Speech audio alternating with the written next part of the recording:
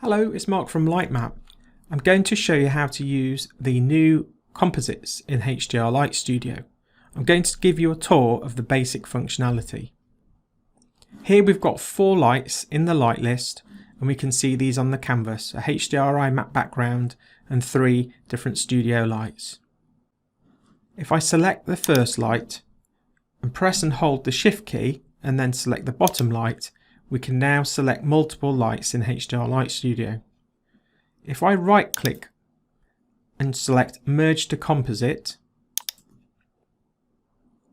we've created a new light called Composite Light, but the other 4 lights seem to have disappeared.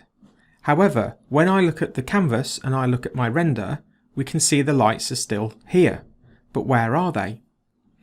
If I select the composite light and look at its properties and go to the content type, it is set as composite. This is the new content type in HDR Light Studio and facilitates this new feature. If I press the edit button, or if I press this little arrow here, they do the same thing, we can now see where the 4 lights have gone. They now belong to the composite light. They're part of the composite content. So effectively, we have another lighting design nested within this parent light that we called composite light. If I use the back arrow here, we'll go back up to the main light list. I can rename this light to anything I want. So if I call it Mark 1 Comp, and then if I edit it, we can now see that it's called Mark 1 Comp, and we can see I'm working on this light list that belongs to Mark 1 Comp. And within here, you can see all of the lights. And we can work with this light list, and we can work with these lights in the normal way. So with the light selected, I can use light paint and I can reposition a light. I can scale lights. I can reorder them. I can delete lights. So when you're working within a composite, it's just like using HDR Light Studio as normal. And the difference is you're working on a set of lights that belong to this composite.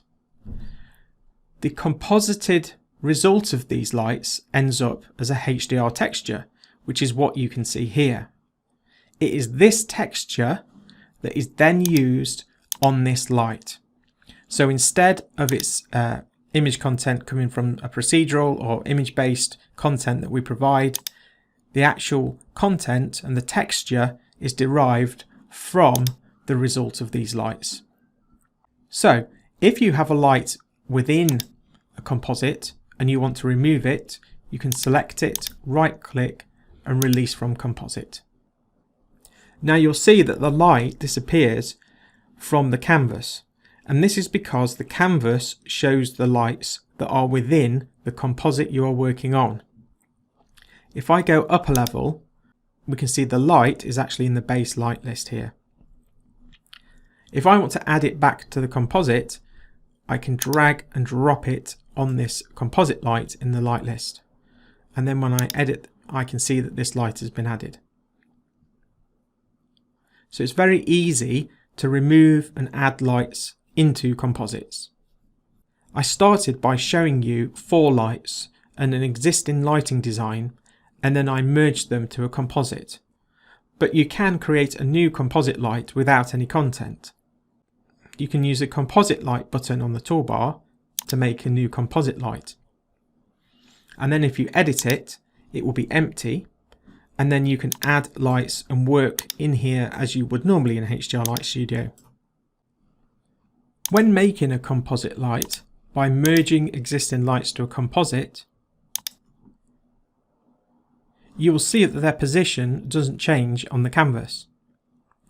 This is because the light that has this HDRI map texture has planar mapping and is scaled to fill the canvas.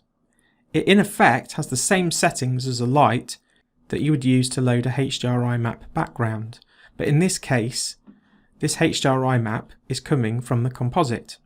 Not only does having your lights within a composite mean you've effectively grouped them, so I can turn these on and off as a group now, but you can actually edit these lights via the properties of the composite. So if I want to make all these lights brighter, I simply make the brightness of the composite light brighter, because the HDR content that is coming onto this light is just a texture that comes from the composite lights. And if I wanted to rotate this entire HDRI map, I can change the longitude. So now all three of these lights are being rotated around the HDR by making one adjustment, rather than moving them individually. So this concludes the overview of the basics of using composites.